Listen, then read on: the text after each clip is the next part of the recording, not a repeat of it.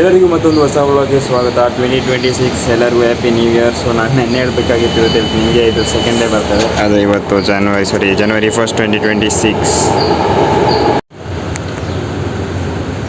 A few moments later. So ಇದು ಮಧ್ಯಾಹ್ನದ ಊಟ.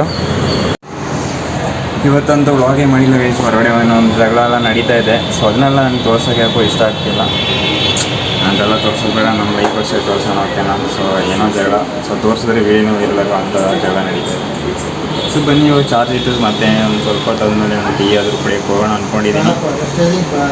ನೋಡಿ, ಎಕ್ಸಾಕ್ಟ್ 12 ರೂಪಾಯಿ ಇಟ್ಕೊಂಡು ಟೀ ಕುಡಿಯೋಕೆ ಹೋಗ್ತಿದ್ದೀನಿ. ಬನ್ನಿ ಇವಾಗ ಡೈರೆಕ್ಟ್ ಹೋಗಿ ಟೀ ಕುಡಿಯೋಣ. ಸೊ ಇದನ್ನು ನೋಡಿದ್ರೆ ನಾನು ಸಂಜೆ ಫುಟ್ಬಾಲ್ ಆಡೋಕ್ಕೆ ಹೋಗ್ತಿದ್ನಲ್ಲ, ಅದು ಯೋಚನೆ ಬರ್ತಾ ಇದೆ. ಇಲ್ಲೆಲ್ಲ ಕ್ರಿಕೆಟ್ ಆಡ್ಕೊಂಡಿದ್ದಾರೆ. ಟೀ ಕುಡಿದು ಬಂದಾಯಿತು ಗೈಸ್. ಇನ್ನೇನು ರಿಟರ್ನ್ ಹೋಗೋದಷ್ಟೇ ಇವಾಗ. ನಿಜ ಹೇಳ್ಬೇಕಂದ್ರೆ ಟೀ ಏನು ಅಷ್ಟು ಚೆನ್ನಾಗಿರಲಿಲ್ಲ.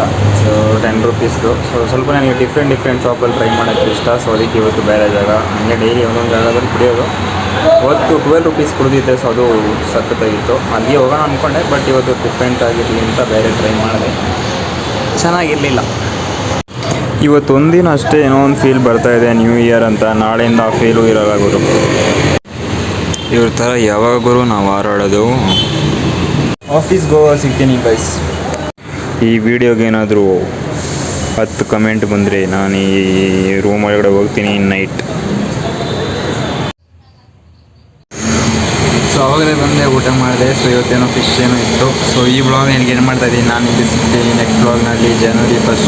ಸೊ ಇವತ್ತು ಯಾಕೋ ಸ್ಪೆಷಲ್ ಸ್ವಲ್ಪ ಅನಿಸ್ತು, ಒಂಥರ ನ್ಯೂ ಇಯರ್ ಅಂತ. ನಾಳೆಯಿಂದ ಫೀಲ್ ಹೋಗ್ಬಿಡುತ್ತೆ. ಸೊ ಅಷ್ಟೇ, ನಾನು ಸಿಗ್ತೀನಿ ನಿಮಗೆ ನೆಕ್ಸ್ಟ್ ಬ್ಲಾಗ್ನಲ್ಲಿ. ಎಲ್ಲರಿಗೂ ಟೇಕ್ ಕೇರ್, ಬಾಯ್ ಬಾಯ್.